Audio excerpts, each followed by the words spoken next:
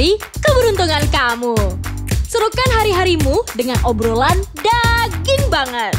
Berbagai genre konten audio ada di sini. Kalau lu nemu pasangan yang Disinilah tempat audio kreator monetize kontennya. atau mau presentasi ke bos-bos, kena HIV gitu baru dapat kabar lo HIV positif. Dimanapun, kapanpun, Audio Now.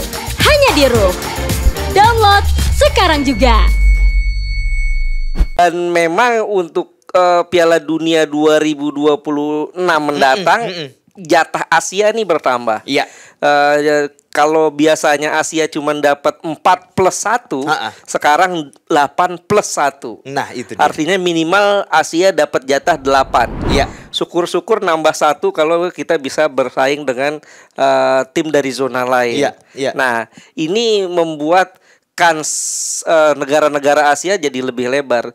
Dan mudah-mudahan Indonesia menjadi salah satu itu. Tapi walaupun nambah juga nggak gampang, Chris. Itu ada satu strategi yang mulai diperkenalkan oleh Coach Sintayong. Yakni inverted fullback. Itu gimana tuh? Bagaimana seorang back itu terkadang masuk sebagai gelandang di tengah. Podcast Bro Olahraga. Bro ngomongin olahraga. Bro olahraga balik lagi. 1 jam menuju ke leg kedua round pertama penyisihan kualifikasi Piala Dunia 2026. Ada Chris Putra dan kali ini bareng sama Bro Haris. Halo Chris, sehat Chris? Sehat, alhamdulillah. Gimana? Sehat? Alhamdulillah. Sehat. Alhamdulillah. Indonesia udah masuk ke leg kedua, di mana leg pertamanya sudah memastikan, gue bisa bilang 2 kaki gak sih nih? Ya bisa dibilang begitu sih. Cuman kita nggak boleh takabur. Oh iya. Kata Ustadz gue dosa takabur. Iya. Masih ada leg kedua. Masih ya secara matematik masih ada kemungkinan apapun lah. Nah itu dia. Nggak boleh takabur. Yang penasaran Bro Haris, kenapa beberapa negara Asia Tenggara lainnya langsung masuk ke round kedua, di mana udah di masuk grup gitu kan? Indonesia harus melawan Brunei Darussalam dulu, yang nantinya udah ditunggu Irak, kemudian Vietnam dan Filipina di grup F. Ya memang karena ini efek dari keterpurukan Indonesia di kualifikasi Piala Dunia 2022 lalu. Saat itu di tangan Coach Simon McManamy kita tuh terpuruk ya. Banyak kalahnya sehingga ranking turun, dan akhirnya di kualifikasi kali ini kita tercatat sebagai 20 tim Asia terbawah yang harus melakoni kualifikasi dari round pertama, dari putaran pertama. Tapi di round pertama, leg pertama melawan Brunei Darussalam, beberapa pemain dapat exposure gila-gilaan. Witan Sulaiman diposting bareng starting 11 bareng sama Messi di situ. Iya kan? Kemudian Hoki Caraka diposting sama Presiden FIFA Infantino. Dan yang berikutnya adalah Dimas Derajat menjadi top skor untuk kualifikasi Piala Dunia 2026 sementara ini, 3 gol. Di atas Neymar, di atas Rodrigo, di atas Lionel Messi yang baru cuma 1 gol. Itu dia. Ya memang. Tapi ini kan baru kualifikasi. Iya. Dan memang untuk Piala Dunia 2026 mendatang jatah Asia nih bertambah. Iya. Kalau biasanya Asia cuma dapat 4+1, sekarang 8+1. Nah itu dia. Artinya minimal Asia dapat jatah 8. Iya. Syukur-syukur nambah 1 kalau kita bisa bersaing dengan tim dari zona lain. Iya. Nah ini membuat negara-negara Asia jadi lebih lebar. Dan mudah-mudahan Indonesia menjadi salah satu itu. Tapi walaupun nambah juga nggak gampang, Chris. Oh gitu. Iya. Even lolos nih di leg kedua 1 jam lagi bakalan tanding. Bukannya kita udah pernah ketemu Irak, bukannya kita juga udah langganan ketemu Filipina dan Vietnam. Ya kalau di putaran kedua, anggap aja kita sudah lawan Brunei, leg kedua kita lolos lah, menang lah. Di putaran kedua kita satu grup dengan Vietnam, Irak dan juga Filipina. Ini menurut gue optimistis kita bisa lolos paling di round kedua. Di round kedua ini kalau mau lolos kita harus finish di 2 besar. Nah, dengan ada Vietnam, Filipina di sana, gue yakin insya Allah kita bisa minimal runner up. Gila. Untuk round ini. Iya. Nanti 2 tim teratas dari 9 grup yang ada di putaran kedua ini lolos ke putaran ketiga. Berarti kan ada 18 tim tuh. 18 tim nanti dibagi 3 grup lagi. Berisi 6 tim. 6. 2 tim teratas nih, grup A, B, C, langsung lolos ke Piala Dunia. Putaran final Piala Dunia. Peringkat 3 dan 4 masing-masing grup ini ada 6. Ini lolos ke putaran keempat. Oh, I see. Putaran keempat, main lagi. Playoff dengan beberapa benua lain. Bukan, masih panjang. Masih panjang lagi. Masih panjang. Dari putaran keempat kan berarti yang tadi yang sudah lolos kan berarti sudah 6 tim ya. 6 tim peringkat 1 2 3 1 2 masing-masing grup di 3 grup. Nah, nanti 6 tim ini di putaran keempat dibentuk 2 grup. Oke. Isinya 3-3. 3 tim di grup A, 3 tim di grup B. Nanti tim teratas ini tidak home away kalau di putaran 4 ya. Mereka bertemu di tempat netral hanya 1 kali masing-masing. Siapa yang ada di puncak klasmen langsung lolos juga. Berarti tadi udah berapa tuh? 2 6 tambah 2 8 ya. Nah, sementara runner up dari 2 grup ini diadu. Diadu siapa yang menang nanti akan jadi wakil plus Asia. 1 yang tadi. Betul, wakil Asia untuk bertanding di playoff. Kalau lolos setelah playoff melawan beberapa benua lain baru plus 1 kalau Asia baru dapat. plus 1. Panjang. Betul. Jadi nggak semudah 4 jatah tambahan itu nggak mudah, Chris. Masih ada Uzbekistan. Masih ada negara-negara lain. Oke. Tapi kalau ngelihat kans di leg kedua round pertama ini gimana? Iya, gue pikir Sintayong bakal lakukan rotasi lagi ya. Pemain-pemain yang absen di leg pertama seperti kiper Hernando Ari mungkin dimainkan. Hernando Ari, kemudian juga Fahrudin Arianto ya yang absen mungkin dimainkan. Kemudian Saint Patinama yang di leg pertama jadi cadangan baru masuk di babak kedua mungkin dimainkan. Ada beberapa nama lah. Hoki Caraka ya mudah-mudahan juga dapat starter lagi. Kemudian juga Ramadan Sananta juga. Dimas Derajat udahlah. Kan udah 3 gol. Tapi boleh juga sih. Boleh juga biar dia tetap di atas Lionel Messi sih. Tapi gini, gue sempat baca satu statement dari Sintayong di mana dia bilang bahwa sebenarnya bakalan memacu memacu kondisi Ramadan Sananta yang menurut Sintayong secara stamina belum kuat. Secara stamina belum 90 menit bermainnya, padahal permainannya keren banget. Ya memang ini menurut coach Sintayong Ramadan Sananta ini the real striker ya, tapi memang kondisi stamina dia yang jadi nilai masih harus ditingkatkan nih. Ini yang mau digenjot oleh coach Sintayong. Tapi kalau kita pikir sih performa dari Sananta, Hoki dan juga Dimas Derajat di pertandingan kemarin udah oke sih. Betul.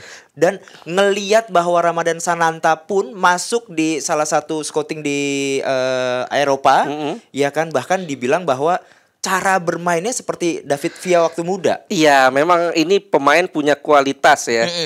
Usianya juga masih muda. Dan mudah-mudahan ini yang harus dijaga nih, Chris. Karena kita sudah sangat sering memiliki pemain muda yang potensial. Tapi biasanya saat mulai usianya nambah, performanya biasanya turun.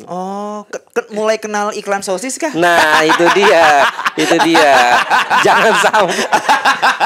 Kita perlu belajar perlu belajar. Dan yang paling menarik sih menurut gue dari performa Indonesia menghadapi Brunei kemarin tuh di leg pertama, itu ada satu strategi yang mulai diperkenalkan oleh coach Sintayong. Yakni inverted fullback. Itu gimana tuh? Bagaimana seorang back itu terkadang masuk sebagai gelandang di tengah. Oke. Kemarin kita lihat di leg pertama bagaimana Asnawi Mangku Alam ya. Iya. Sementara Arhan terus menerus di sayap kiri. Arhan tuh beberapa kali bertukar posisi dengan Sadil Ramdhani. Oke. Jadi seakan-akan Arhan ini ada sebagai gelandang di tengah bersama Asnawi maksudnya. Asnawi di tengah seakan-akan sebagai center midfield bersama Sandy Walsh ya dan Mark Klok. Beberapa kali dia juga shoot dari tengah kan. Ini namanya inverted fullback atau false fullback. Fullback palsu ya. Kalau dulu sebelumnya kita sering dengar kata false nine, striker palsu. Nah, ini back palsu. Back sayap palsu yang seringkali masuk ke tengah. Ini gue pikir strategi yang sering dimainkan oleh pelatih-pelatih top dunia sekelas Pep Guardiola, Carlo Ancelotti dan memang ini menurut gue satu nilai plus ya seorang Sintayong memasukkan strategi baru, ilmu baru kepada tim nasional Indonesia. Pertanyaannya adalah gini, lawannya Brunei. Mohon maaf nih ya, Rovers, bukan mengecilkan Brunei tapi secara level emang Indonesia di atas. Betul. Memainkan hal tersebut, Asnawi mungkin dengan leluasa, apalagi pengalamannya di Korea juga kan menambah daya juang Asnawi. Nanti begitu ketemunya, kalau misalnya lolos di leg kedua ini ketemu Irak, Filipina dan Vietnam, masih mungkin nggak memakai strategi tersebut? Ya, ini tergantung pengamatan coach Sintayong sendiri ya. Tapi yang paling mendasar adalah ini kesempatan buat Coach Sin untuk bisa memperkenalkan strategi baru, taktik baru yang membuat timnas lebih kaya gaya mainnya. Ini gue pikir yang paling penting itu dulu. Apakah nanti digunakan atau tidak menghadapi Vietnam? Ataukah Filipina atau Irak? Itu urusan kedua. Yang jadi penantian untuk leg kedua ini Rovers melawan Brunei Darussalam dilakukan di Brunei. Betul. Seberapa besar kans Indonesia? Tetap besar. Dengan skor? Gue menilai skornya akan tetap di atas 3 ya. Tetap di atas 3. Walaupun Brunei main di kandang, kalau seandainya Brunei bermain lebih terbuka bahkan bisa lebih banyak. Kemarin kita hanya cetak 6 gol di saat Brunei ini parkir bus kan di belakang. Bahkan skema mereka bisa dibilang 8-1-1 mungkin kan. 8 pemain belakang, 1 gelandang, 1 striker. Dan kita kebalikannya 1-1-8 seakan-akan loh. Jadi kalau gue pikir kalau seandainya Brunei bermain dengan tertutup seperti tadi paling enggak kita bisa menang 3-0 lah. Paling enggak 3-0. Yang cetak gol siapa tuh Bro Haris? Kira-kira yang cetak gol feeling gue Hoki Caraka bisa jadi cetak gol di pertandingan kali ini. Mudah-mudahan Sandy Walsh juga cetak gol perdananya. Soalnya kemarin juga pas begitu dapat kesempatan penalti. Untuk menang penalti, biar Sananta aja yang ngambil gitu Sandy Walsh bilang saat itu dia tidak mau cetak gol dari titik penalti. Betul. Nantilah cetak golnya dari luar kotak penalti. Berarti kemungkinan besar Indonesia masuk ke leg kedua, kans untuk grup F masih besar? Sangat besar menurut gue. Minimal kita runner up. Karena dari kacamata gue di antara 3 lawan kita, Irak, kemudian Filipina dan Vietnam, ini Irak lawan terberat ya, yang mungkin akan jadi batu sandungan kita Irak. Tapi kita kan main home away nih. Dan kualitas kita kemungkinan di bulan November mudah-mudahan pemain-pemain seperti Jordi Amat, kemudian juga Marcelino sudah bisa tampil. Dan mudah-mudahan nanti saat lawan Irak kita sudah dapat naturalisasi baru tuh kayak Jai Ijes ya. Betul. Nathan. Ya kalau kayak gitu kita akan tambah solid ya. Dan menghadapi Vietnam yang sekarang gue sih nggak terlalu khawatir. Kenapa? Karena udah ada VAR kah? Karena kemarin sikutan mautnya tuh langsung diganjar kartu merah. Karena Vietnam sekarang bermainnya bukan gaya seperti yang Park Hang-seo mainkan. I see. Kalau Park Hang-seo nih pelatih yang tricky dan licik menurut gue. Sementara pelatih sekarang Philippe Troussier, walaupun dia pernah bawa timnas Jepang juara Asia, Piala Asia 2000.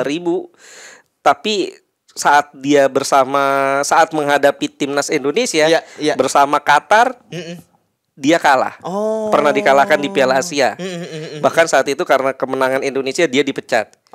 Dan saat di SEA Games menghadapi Coach Indra Safri, Indonesia juga menang. Artinya memang ini tim yang menurut gue sejak ditangani oleh Philippe Troussier, Vietnam menjadi tim yang stylish nih, yang hobi main tiki-taka, main cantik. Itu sih makanan Indonesia tuh kalau menurut gue tuh. Tapi paling gak gini Roofers, kita berdoa dulu aja untuk pertandingan terdekat. Kurang lebih 1 jam lagi bakalan main leg kedua round pertama, di mana Brunei Darussalam akan menghadapi Indonesia. Kita doakan yang terbaik, semoga Indonesia lolos ke Piala Dunia 2026. Amin.